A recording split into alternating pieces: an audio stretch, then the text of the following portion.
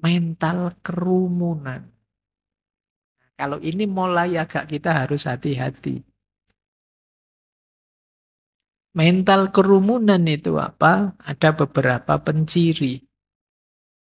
Yang pertama mental kerumunan itu kalian sudah tidak mau berpikir lagi, yang penting ikut saja teman-teman. Ikut saja kelompok saya. Kalian hanya niru saja. Nah, ini sudah herd mentality. Temanmu tadi saya kasih contoh ya. Temanmu ke utara, kamu ikut ke utara. Temanmu ke selatan, kamu ikut ke selatan. Alasannya apa? Enggak tahu.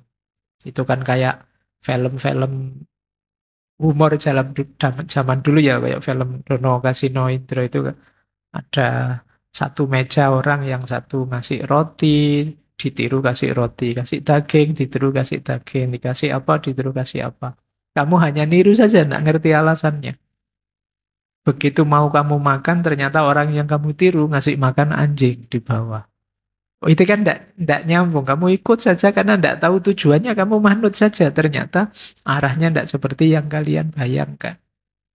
Jadi mengikuti kelompok tanpa berpikir, tanpa mempertimbangkan kelompokmu sedang apa, tujuannya apa. Ya mereka melakukan itu alasannya apa. Yang penting mereka melakukan saja, kamu ikut melakukan.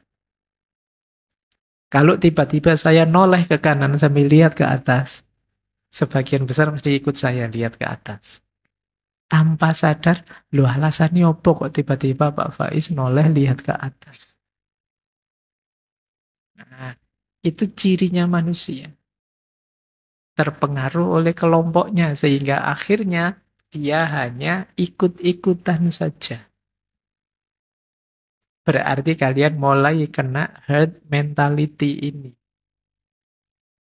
Yang kedua, cirinya orang herd mentality, melakukan apapun kalian memerlukan validasi atau persetujuan orang lain. Atau setidaknya menghindari tidak dinilai negatif oleh orang lain. Ini ciri kedua. Kadang pakai baju saja kalian mikirnya ini nanti teman-teman komentar enggak ya? Seneng ya dengan yang saya pakai. Saya suka sih baju ini, tapi nanti jangan-jangan ada yang komen. Nanti jangan-jangan ada yang enggak suka. Ini pertimbangan-pertimbangan seperti ini salah satu ciri bahwa kalian mulai tenggelam dalam kerumunan. Kalian mulai hilang. Dirimu sendiri sudah tidak ada. Yang selalu jadi pertimbanganmu adalah pendapatnya orang lain, pikirannya orang lain, komentarnya orang lain. Berarti kalian sudah mulai herd mentality. Pak, teman-teman saya itu sekarang pakai jeans semua, Pak, celananya. Tidak ada yang pakai sarung. Padahal saya senangnya pakai sarung. Tapi kan kalau nanti saya pakai sarung sendirian, nanti saya dianggap tidak update, dianggap mati. Terus akhirnya kamu memaksakan diri pakai jeans dan kamu merasa sangat tidak nyaman dan tersiksa. Misalnya. Nah ini contoh, berarti kamu terkena sindrom herd mentality. Mentalmu sudah mental kerumunan, kamu tidak berani mengekspresikan keinginanmu sendiri. Karena khawatir nanti kalau saya ekspresikan nanti diketawain. Nanti dikomentari jelek, nanti dapat jempol ke bawah, nanti pokoknya pertimbanganmu itu semua. Berarti kamu sudah mulai tenggelam dalam kerumunan. Yang ketiga, biasanya tanpa berpikir panjang, kita menyesuaikan dengan yang difikirkan atau dilakukan banyak orang. Hari ini trennya apa, kita ikut ke sana. Tidak pakai mikir. Ini berarti kita sudah terjebak dalam herd mentality. Kalau kita sudah masuk dalam kelompok, kitanya hilang. Yang tersisa adalah kelompoknya. Makanya dalam filsafat itu dulu kita pernah belajar Martin Heidegger. Boleh dicari rekaman filsafatnya. Dia bilang manusia itu ada dua jenis. Yang pertama manusia kategori Dasein, yang kedua manusia kategori Dasman. Dasein itu manusia yang otentik. Dia bisa jadi dirinya sendiri, mengekspresikan, menyampaikan, mengaktualkan apa yang ada di pikirannya. Tapi ada manusia yang kategori dasman, yang dia tenggelam dalam realitas, tenggelam dalam kerumunan. Dirimu, dirinya tidak ada orang dasman itu. Yang ada kerumunannya. Pencirimu tidak ada. Pencirimu adalah penciri kelompok. Kalian tidak unik sama sekali. Orang tidak nganggap kehadiran. Karena tidak memberi efek apa-apa. Ibarat main film, kalau kalian dasman itu kalian pemain figuran. Tidak penting, hanya jadi background. Ya biar adegannya kelihatan natural, lengkap, kalian dihadirkan. Tapi kalian bukan pemeran utama. Ini menyakitkan kan pemain. Kalau kalian main film kok cuma 5 menit bagian lewat saja, itu pun dipotong. Wajahnya tidak kelihatan pas ngadep sana misalnya. Itu mengerikan hidup yang seperti itu. Nah itu namanya dasman. Baik. Bahkan teman terdekatmu juga kadang-kadang lupa namamu. Itu lebih ngeri lagi. Siapa-siapa tadi? Dosenmu juga lupa kamu namanya siapa gitu. Kalau ketemu, lu dulu mahasiswa saya ya? Iya Pak. Gitu. Oke, coba kalau kamu ketemu gurumu atau dosenmu yang lama itu mesti kalau kalian tidak sangat istimewa, beliau lupa namamu. Saya sering itu, Pak saya dulu mahasiswanya. Ya, itu pura-pura ingat saja. Padahal lupa. Oke ya, kenapa bisa begitu? Karena selama ini mungkin saya mengingatnya, ya wis pokoknya kamu temennya ini toh, sak kelas sama ini toh. Nah, yang namanya saya sebut itu biasanya dia yang otentik, karena itu berkesan. Jadi kalau kamu misalnya ketemu siapa dari masa lalumu, terus bukan kamu yang diingat, tapi temenmu, oh kamu temennya ini lah, berarti yang diingat temanmu, bukan kamu. Berarti kamu pemain figuran tadi. Jadi kamu tidak terlalu penting bagi dia. Baik, kita lanjutkan ya. Efeknya, herd mentality. Ya memang seperti saya bilang tadi, karena ini sumbernya adalah insting, naluri manusia, tentu saja ada unsur positifnya. Tetapi memang kalau sudah jadi mentalitas, herd mentality itu banyak sekali problem-problemnya, efek negatifnya. Itu kalau dirinci ya beberapa hal itu. Negatifnya apa? Yang pertama, kita hidup dalam tekanan kecemasan. Orang yang ada di wilayah herd mentality itu sehari-harinya dia merasa dikejar-kejar oleh validitas sosial. Dia takut kalau tidak diakui oleh kelompok. Maka melakukan apa saja dia selalu nanti orang-orang setuju enggak ya? Orang-orang cocok enggak ya? Enggak ada yang protes enggak ya? Itu jadi kamu was-was terus. Mau ngaji pakai kopiah saja kamu mikir bolak-balik. Saya mau ngaji filsafat. Pakai kopiah enak enggak ya? Pak Faiz saja enggak kopiahan. Teman-teman enggak ada yang kopiahan. Masuk saya kopiahan sendiri nyaman enggak ya? Nanti dianggap anak paling soleh saya. Ngeri aku. Pikiranmu sendiri. Kamu gelisah sendiri, puyeng sendiri. Terlalu banyak pertimbangan. Saya disuruh jadi narasumber besok. Ini enaknya pakai batik apa pakai baju koko apa pakai jas ya. Nanti kalau pakai koko saja pantas enggak ya? Nah, itu kamu kan sering begitu. Pikiranmu bulat enggak jelas, stres karepe dhewe. Karena khawatir dianggap jelek oleh orang lain. Kuncinya kan di situ. Kamu khawatir dianggap jelek oleh orang lain. Akhirnya kamu melakukan penyesuaian, conformity. Sudahlah, saya bawa tiga-tiganya lah baju, ya bawa koko, bawa batik, bawa jas. Nanti di lapangan tak lihat kalau banyak pakai batik, ya aku ganti batik. Kalau banyak yang pakai koko, ya aku pakai koko. Ah sudahlah aku mau pakai kopiah tapi tak taruh di tas dulu nanti lihat situasi kalau banyak temennya ya tak pakai kopiahnya kalau enggak. Jadi kamu ruwet sendiri akhirnya. Jadi kamu enggak nyaman di mana-mana karena kamu takut dikomentari orang. Semoga malam hari ini enggak ada yang mau ngantuk saja takut. Ngantuk saya sebenarnya nanti jangan-jangan ada paparazinya, jangan-jangan ada itu. Jadi kamu berjuang mati-matian untuk menahan ngantuk. Takut komentarnya orang itu saja sih, bukan takut ilmunya kelewatan, ndak ada pertimbangan itu sih. Kamu cuma takut nanti dilihat temenmu malu dikomentari jelek. Itu saja. Kadang-kadang nendang gelas, itu pun pikiranmu kemana-mana. Ini mesti pikirannya teman-teman negatif semua ini tentang gelas ini. Padahal temanmu ya cuek semua.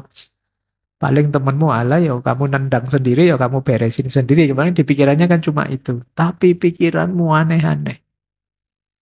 Wah, ini nanti besok mesti semua ngelirik saya ini, mesti semua itu. Jadi kalian merasa semua orang melihatmu komentari kamu. Kalian masuk ke gang, mau menuju rumah kosmo. Itu pun sepanjang jalan kalian merasa semua orang melihat. Oh, ini mesti nonton saya semua ini. Ada yang salah ndak ya? Baju saya. Ada yang salah ndak ya sepatu saya? Saya kelihatan kayak gimana sih? Apa? Jadi kalian kalau merasa kayak orang paling penting di dunia yang semua orang akan komentari kamu. Ini efeknya apa? Herd mentality tadi. Efek kedua tentu saja herd mentality itu kalian kehilangan identitas, kehilangan otentisitas. Bahkan tadi depersonalisasi. Harusnya pribadimu itu lembut tapi bisa begitu ganasnya. Itu namanya depersonalisasi. Kalian kadang heran sendiri, aku kok bisa sejahat itu ya? Aku kok bisa sekurang ajar itu ya? Nggak terbayangkan orang sebaik saya kalau ngomong tiba-tiba keluar maki-makian sedasat. Kamu heran sendiri. Itu namanya kamu teralinasi, kamu asing, menganggap dirimu sendiri asing. Terjadi apa? Depersonalisasi. Dulu saya ndak begitu loh ya, kok saya bisa. Ini juga efeknya herd mentality. Kita kehilangan otentisitas karena kita terlalu banyak berkompromi dalam kelompok kita. Kemudian tentu saja depresi dan rendah diri. Karena kita selalu membanding-bandingkan dengan orang lain di kelompok kita. Saya kok tidak seperti teman saya yang itu ya, kok tidak sama dengan tokoh yang ini ya, dan lain sebagainya. Kemudian kita juga akhirnya mengalami ketergantungan pada validasi sosial, keterlibatan dalam hal-hal yang sebenarnya kita tidak setuju. Ini juga menyiksa. Saya sebenarnya tidak mau melakukan itu, tapi kalau tidak saya lakukan, saya dikucilkan oleh masyarakat. Ini menyiksa kita. Itulah efek negatifnya herd mentality. Meskipun tentu saja ada unsur positifnya, yaitu kalau kita menyesuaikan diri dengan kelompok, kita merasa aman, kita merasa didukung, ada rasa kita bagian dari kelompok. Akhirnya kita lebih percaya diri, lebih merasa tenang. Itu positifnya, cuma sedikit tapi negatifnya banyak. Dan hal-hal kunci semua. Baik, jadi semoga sudah ditangkap pesan utama herd mentality malam hari ini oleh teman-teman bahwa kita sering ada di situasi ini. Yang ketiga, kalau tadi ada konformisme, ini ada konformitas online. Jadi media sosial, Twitter, Instagram, WhatsApp kita, itu kadang-kadang menekan kita untuk mengikuti tren-tren tertentu. Kita seolah-olah dipaksa untuk memberi like, memberi komen, atau membagikan konten kalau tidak ingin dianggap tidak update. Oh, ini tekanan sosial. melalui medsos. Bahkan sekedar ucapan innalillahi pun kita kadang-kadang, wah kalau saya belum ikut bilang innalillahi nanti diserang sama teman-teman ya dianggap tidak peduli. Mari kita doakan saudara kita Al-Fatihah 7 kali. Tulisannya begitu 7 kali. Kamu Fatihah beneran ya enggak tahu. Pokoknya mbok tulis 7 kali gitu. Jadi kadang-kadang ya kamu nulis saja, mari kita doakan saudara kita, tapi entah berdoa beneran, entah enggak penting. Yang penting kamu sudah tampil di medsos. Kalau kamu punya konten, atau temanmu punya konten, itu seolah-olah kita dipaksa untuk merespon. Sekedar komen atau jempol atau itu. Kalau enggak melakukan itu, rasanya kok kurang solider ya. Wong itu kontennya teman kita, mbok yo cuma ngasih like saja masa Anda. Ini yang mana yang disebut tekanan sosial. Jadi kita sebenarnya tidak mau untuk ala komen yang tidak penting, jempoli yang tidak serius. Tapi algoritmanya begitu sekarang. Menekan kita untuk merespon. Kadang-kadang kan ada permintaan, tolong saya punya konten yang baru ini di like ya, dijempoli ya. Kamu kan yo, iyalah wong teman saja mau apa. Kan jarang kamu balas. Emangnya memang bagus kok saya harus nge-like. Kan kamu tidak berani bilang begitu. Kamu diminta nge-like ya di-like saja. Padahal begitu kamu nonton, aduh konten kayak gini aja. Kan kamu begitu. Tapi ya tetap kamu jempoli. Itu kan peradaban jempol itu kan hari ini dunia digital itu bisa kebalikan kenyataannya. Jangan tertipu kalau temenmu tiba-tiba di WA terus gimana pendapatmu? Jempol 2. Itu dia ya yang dikirim jempol 2 tapi mungkin ya sambil ngirim jempol dia sambil misu-misu sambil melet-melet. Tapi kan jempol 2. Oke, itu yang disebut tekanan sosial. Jadi kita ditekan untuk mengkonfirmasi konten, isi. Bahkan kita yang punya konten itu kan merasa gelisah luar biasa kalau tidak ada yang nge-like. Saya sudah posting sejak kemarin loh, yang nge-like kok cuma 2 ya. Padahal teman kos saja 3. Itu kan kamu ngeri, berarti ini teman kosku saja, salah satu ada yang tidak nge-like gitu. Itu kamu merasa hampa, merasa tidak bernilai kalau sudah begitu. Itu yang kedua, fear of missing out. FOMO, ini banyak diuraikan ya. FOMO juga menunjukkan herd mentality. Kita merasa hampa kalau tidak posting, kita merasa tidak berguna kalau tidak muncul di medsos, tidak muncul di Instagram, dan lain sebagainya. Akhirnya kita ikut-ikutan, kita tertekan. Sebenarnya saya tidak suka grup musik ini, grup musik itu, tapi teman-teman semua kontennya itu ya wis. Meskipun saya tidak seneng, tak betah-betahkan untuk pura-pura seneng. Ini FOMO. Padahal kamu tidak di situ, itu bukan tipemu. Tapi ya gimana lagi, sekarang trennya itu kamu memaksa diri masuk ke situ. Ini lagi-lagi, kenapa kok orang bisa begitu? Herd mentality. Karena kamu khawatir dianggap, berarti kamu orang kuno bukan orang zaman sekarang. Masa grup musik ini tidak suka? Jadi kita banyak sekarang FOMO. Takut hilang, makanya apa-apa diposting. Kalau grup WA-nya sepi, terus ada yang bilang, sepi nih, mana nih suara-suara? Wah, terus rame lagi semua tampil. Karena kesepian itu dianggapnya mengerikan. Kita harus ada terus, kita harus tampil terus. Fear of missing out, kita takut hilang.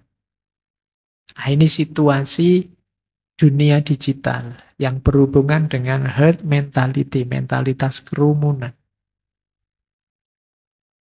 Oke, kita lanjutkan karena waktunya terbatas, materinya masih banyak. Nah, sekarang kita masuk ke sini karena arahnya nanti sebenarnya ke sini. Dunia kita hari ini. Apa yang terjadi dengan dunia digital? Kalau mentalitas kita hanya mentalitas kerumunan, sementara dunia kita sekarang dunia digital, dunia maya, yang algoritmanya berbeda dengan dunia nyata, apa yang terjadi? Kita lihat ya, ini agak banyak hubungan dengan dunia digital ini. Ini materi yang mungkin teman-teman tertarik, karena ini dunia kita hari ini. Yang pertama, dunia digital hari ini logikanya adalah viralitas. Ketika sesuatu jadi tren atau viral, itu terus semua orang akan ikut ke sana. Pada akhirnya, situasi viralitas ini akan memperkuat herd mentality. Orang jadi tambah males berpikir, tambah males menganalisis, yang penting ikut arus saja. Hari ini kan itu kita dari viral ke viral, yang kalau kata dulu filosof Perancis yang Brodiat, beliau menyebut peradaban hari ini itu peradaban epilepsi. Jadi kita itu seperti orang sakit ayan, epilepsi. Orang ayanen epilepsi itu kan sering tiba-tiba kumat. Kalau sudah kumat, kejang-kejang. Terus sembuh, santai lagi. Besok kumat lagi, kejang lagi. Kita persis seperti itu. Kita hidup dari viral ke viral. Viral itu kan sesuatu yang mengagetkan, terus semua orang berkerumun di situ. Tiba-tiba ada berita ini, beritanya viral, kita kaget. Kok bisa ya begitu? Kaget kita belum selesai, besok ada berita baru lagi. Lebih mengagetkan lagi, urusannya beda lagi. Terus kita kaget, jadi hidup kita tiap hari dari kaget ke kaget. Persis orang sakit ayan. Makanya Freudian menyebut peradaban kita hari ini peradaban orang epilepsi. Makanya banyak orang stroke, banyak orang sakit jantung. Karena tiap hari dikagetkan. Medianya sendiri memang sengaja membuat berita yang mengagetkan. Saya tadi buka Google itu nyoba-nyoba entry Fahrudin Faiz. Nama saya. Tiba-tiba yang paling atas apa? Dijual Fahrudin Faiz murah. Wah, itu kalimat pertama itu ternyata saya sedang dijual murah. Jadi nggak ada kata bukunya sama sekali. Pokoknya dijual Fahrudin Faiz murah. Betapa saya kaget. Jadi ternyata harga saya murah. Baik, ini dunia sekarang begitu. Nah, ketika viralitas jadi dasar, ya tentu saja viralitas itu sendiri menandai munculnya herd mentality.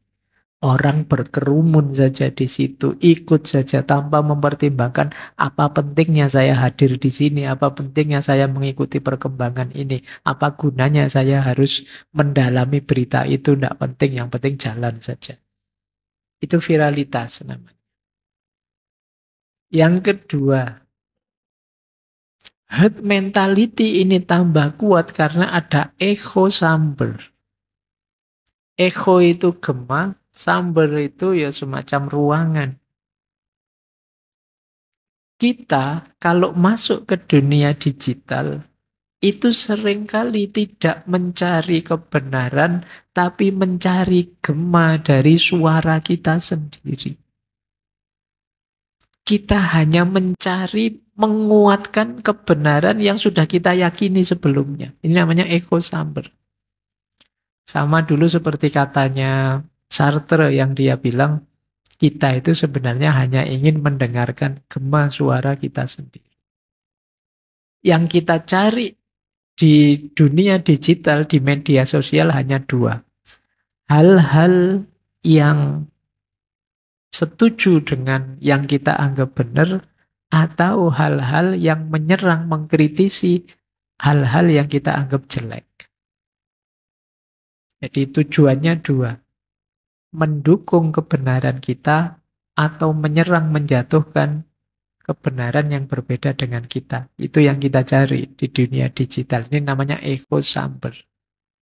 Kalau kita setuju pikiran A, maka kita akan mencari berita, blog, apapun konten yang mendukung kebenaran pikiran kita atau menyerang pikiran-pikiran lain yang berbeda. Hanya itu yang kita cari. Efeknya apa? Ya keterikatan kita dengan kelompok. Herd mentality kita tambah parah. Karena kita tambah tertutup, tambah sempit. Ini menurut saya problem kita hari ini. Jadi kadang-kadang kita malah melarang, jangan baca yang itu kelompok beda dengan kita, jangan anu ke situ. Jadi kita tambah tertutup, kita hanya mencari gema suara kita sendiri. Kadang-kadang saya suka loh ustadz itu, saya suka loh ulama ini, ulama itu. Bukan karena kalian ingin belajar banyak dari mereka, tapi lebih karena pikiran-pikiran beliau cocok dengan pikiran saya. Jadi yang kalian cari kecocokan. Bukan karena kayak ingin belajar banyak dari beliau-beliau. Nah itu banyak yang begitu, itu yang disebut echo chamber. Lanjut ya. Dunia digital itu berhubungan dengan, teman-teman masih sering dengar istilahnya influencer. Tokoh-tokoh besar dunia digital.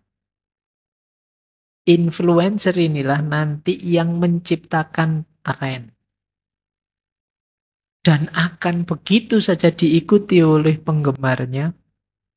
Apa istilahmu hari ini? Muhibinnya. Ya, pecintanya para influencer tadi. Dasarnya apa mereka mengikuti herd mentality? Yang lain juga ikut. Kita ikut karena mereka terkenal populer. Yang lain juga ikut, maka saya juga ikut. Ini kekuatannya influencer. Kadang-kadang karena bukan heran. Ini loh influencer bidang apa toh yo, mengajarkan apa, memberikan apa. Asal aneh saja dia rame dan mau tidak mau kita ikut. Itu powernya seorang influencer. Bagian dari herd mentality juga. Influencer itu sukses kalau dia bisa memanfaatkan herd mentality, mentalitas kerumunan. Makanya yang dia lakukan apa? Bikin strategi agar konten-kontennya viral. Kalau tidak viral gimana? Kan sekarang ada namanya membeli follower. Membeli follower itu menggunakan logika tadi. Kamu begitu lihat konten, wih, yang like sudah 1.000 orang, padahal 1.000 orang itu beli semua. Tapi herd mentality-mu terus bunyi, wah kalau yang like banyak berarti bagus ini. Kalau yang suka banyak berarti penting ini. Terus kamu masuklah ke situ. Akhirnya yang like 1.001, yang 1.000 bayaran, yang satu cuma kamu. Berarti kamu yang kena herd mentality tadi. Kemudian hari ini bahkan lebih dari itu. Saya ada istilah tadi saya baca menarik. Selebritisasi. Jadi ini sama seperti influencer. Ini para selebritis instan. Yang tiba-tiba saja orang kaget melihat kontennya mereka. Terus berbondong-bondong mengikuti mereka. Jadi selebritis instan itu bukti nyata adanya herd mentality. Begitu orang tertarik, kaget, semuanya menuju ke sana. Akhirnya jadilah dia tokoh sekarang. Padahal sebelumnya mungkin dia tidak sengaja saja bikin konten itu. Kok ya momennya pas terus viral. Untuk selanjutnya dia pasti mengulang formula yang sama yang dia pikirkan gimana ya konten yang bisa viral lagi. Besok dia mikir lagi yang bisa viral lagi. Yang dia perhatikan apa? Mentalnya orang-orang yang masih cenderung herd mentality. Yang melike sesuatu tanpa pikir panjang, yang penting viral saja berarti pasti bagus. Baik, jadi masih ada. Lanjut. Problem lagi dengan dunia digital adalah anonimitas. Jadi anonimitas itu kita semakin bisa melampiaskan insting kerumunan kita karena di dunia maya kita bisa anonim. Kita bisa bikin second account, third account, fourth account, fifth account. Jangan-jangan kalian punya banyak akun. Pak, ini untuk akun yang serius, Pak. Kalau ini untuk akun yang humor-humor, Pak. Ini akun untuk keluarga, Pak. Kalau ini untuk... Jangan-jangan kamu punya begitu. Jadi, anonimitas. Kalau dalam dunia digital ada istilah online disinhibition effect. Online disinhibition effect itu begitu masuk dunia online, kalian merasa seperti hidup bebas, tidak seperti hidup biasa di dunia nyata. Akhirnya kalian ya wis suka-suka kamu sudah. Nah, itu efek dari yang tadi istilahnya anonimitas. Kamu bisa jadi siapa saja. Kalau kamu marah ke orang, tidak harus dirimu yang maki-maki dia. Bikin akun baru yang akun itu nyerang maki-maki orang yang kamu marah. Ini juga nanti memperkuat herd instinct. Karena kalian bisa punya banyak jalan untuk menghidupkan kelompok idola-idola. Kemudian ada lagi troll, disinformasi, ini hoax, berita-berita bohong, berita-berita bikinan.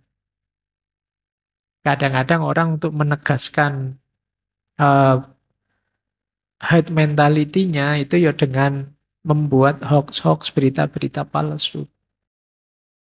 Agar yang dia anggap benar tambah benar. Ini masalah. Terus,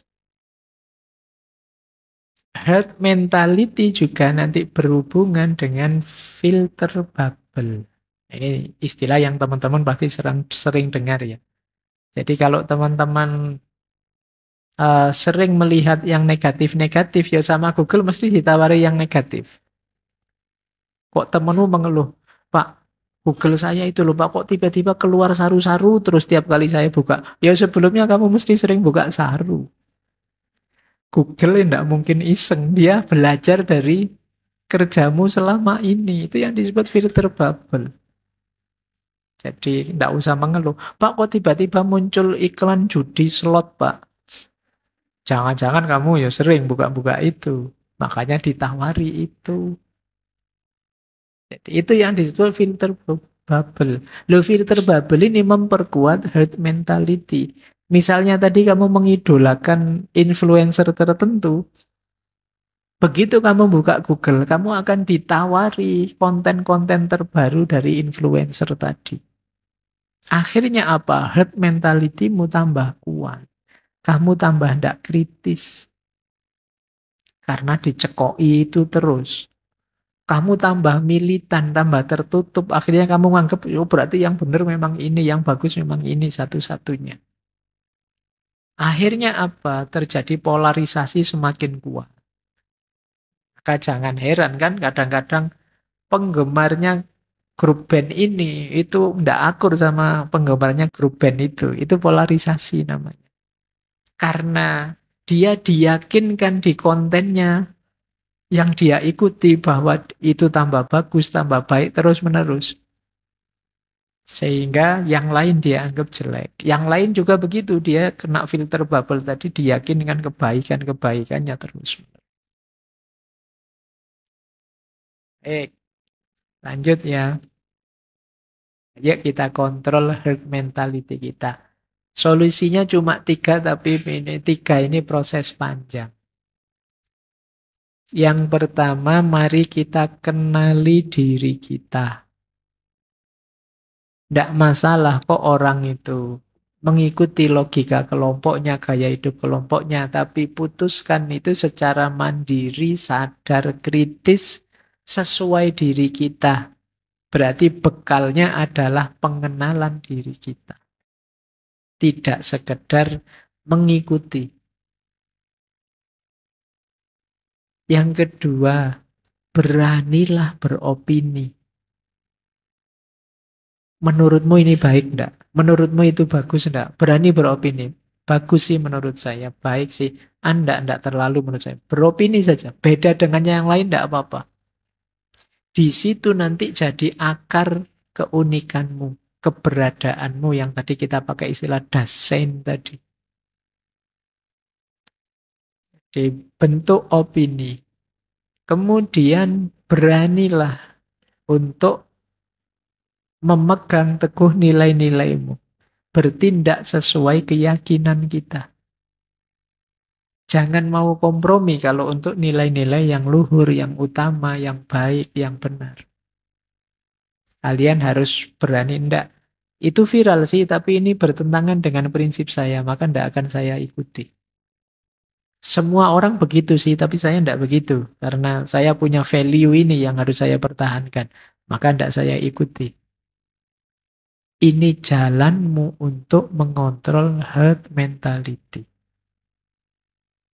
Jadi, dengan ini kalian akan tegak sebagai dirimu. Kalau semua orang menghadap ke sini, jadilah satu-satunya yang menghadap ke sana. Maka semua orang akan melihat. Tapi yang di sana, kamu bisa hilang di tengah kerumunan. Dirijen itu, leader itu di depan. Jadilah leader dengan cara apa? Menunjukkan bahwa kamu beda. Kamu punya prinsip, kamu punya pendirian. Tidak sekedar ikut-ikutan saja. Masih ada lagi problem manipulasi opini. Seperti saya bilang tadi, kadang-kadang berita bohong kalau diulang-ulang, dia bisa jadi benar. Akhirnya apa? Nyewa saja. Kalau hari ini kan buzzer sebanyak-banyaknya.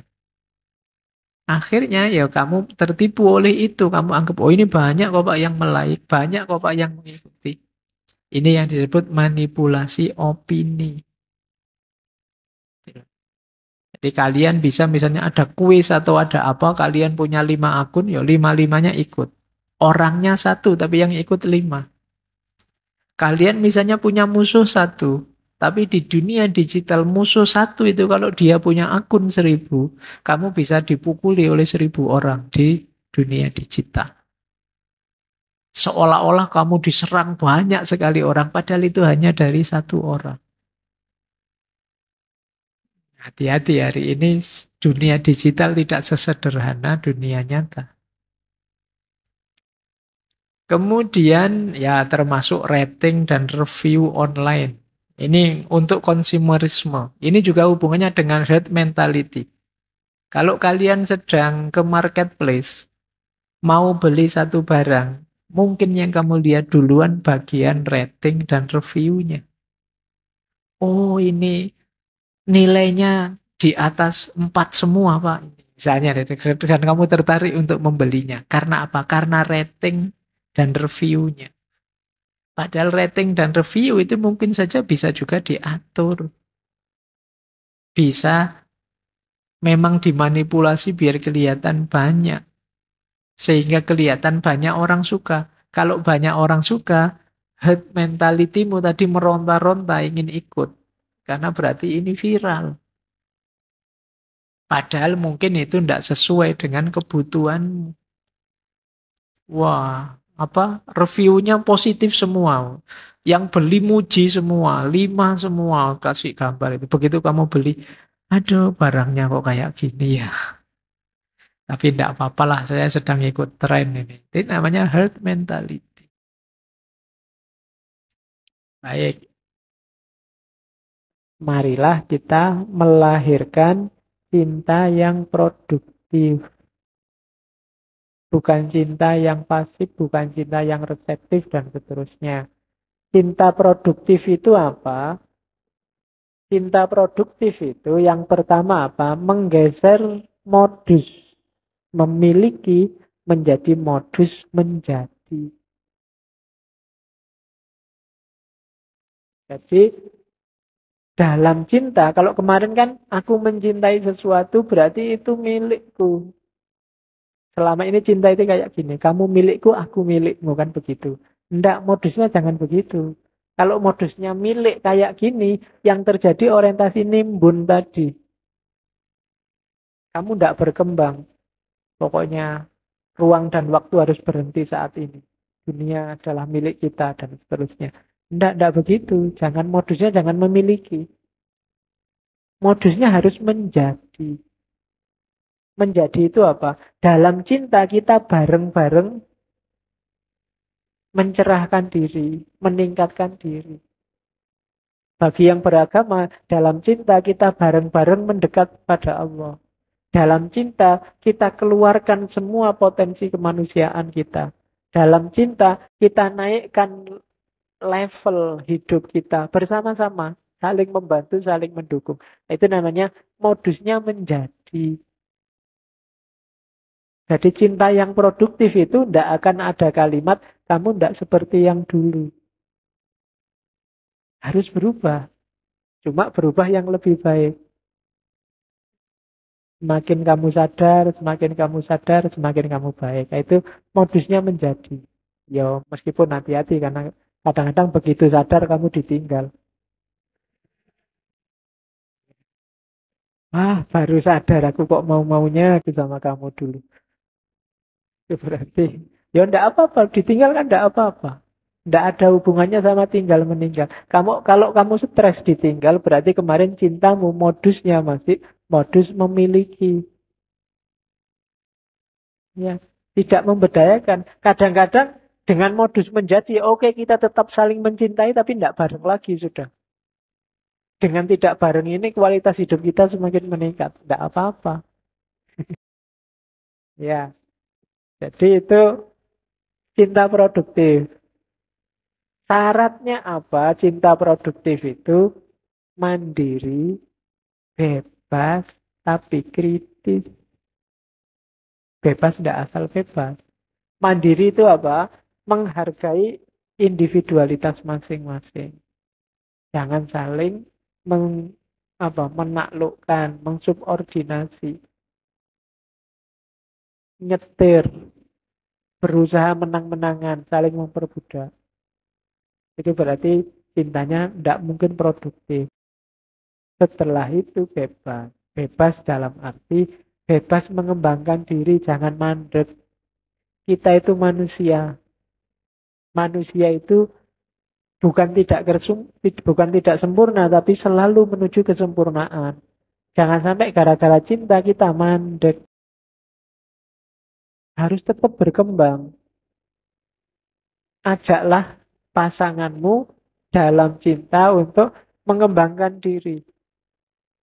Dan untuk tidak ngawur kemandirian dan kebebasan itu harus ada nalar yang kritis. Kenapa harus ada nalar yang kritis? Karena kadang-kadang ada orang yang bilang cinta itu buta. Karena cinta, orang terus tidak ngerti salah, nggak ngerti benar, nggak ngerti hitam, nggak ngerti putih. Kan itu cinta, Pak. Everything is fair in love and war. Itu pepatahnya orang barat. Kalau urusan jatuh cinta, segalanya bisa. Oke, cinta ditolak, dukun bertindak, Pak. Ah, itu enggak. Iya, enggak ada nalar kritis di situ. Nalar kritisnya harus tetap jalan. Enggak boleh dibutakan oleh cinta. Enggak boleh kalau cinta sudah melekat, tai kucing rasa coklat. Enggak boleh begitu. Kalau nalarnya kritis ya, sedalam apapun cinta ya tai kucing ya tai kucing. Ya, enggak boleh karena aku cinta padamu ini meskipun tai kucing rasanya kayak coklat. Enggak. Jadi parameter cinta enggak cinta bukan itu. Jadi harus ada nalar yang kritis. Kemudian kalau sudah mandiri, bebas, kritis, baru aktif. Aktif itu kok bukan aktif pacaran sambil lari-lari, pacaran sambil olahraga. Enggak. Jadi dengan kamu berdua yang tadi kerjasama saling menjadi bukan saling memiliki, mengoptimalkan potensimu, mengeluarkan semua kapasitasmu yang baik-baik. Jangan salah ya, cinta itu energinya besar luar biasa.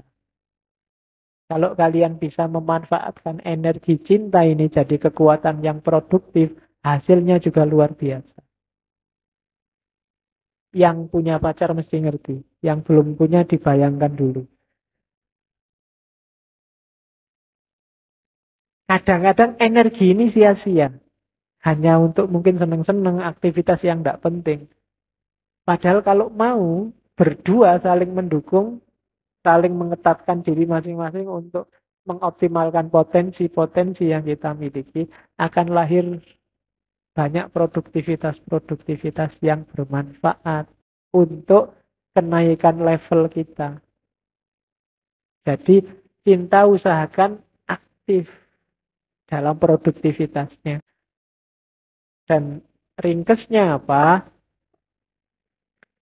Cinta produktif itu berarti modusnya menjadi apa? Diawali dari membentuk diri jadi pribadi yang merdeka.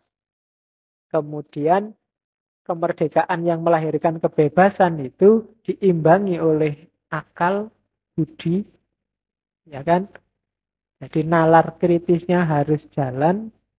Kemudian diorientasikan, tadi orientasinya memberi.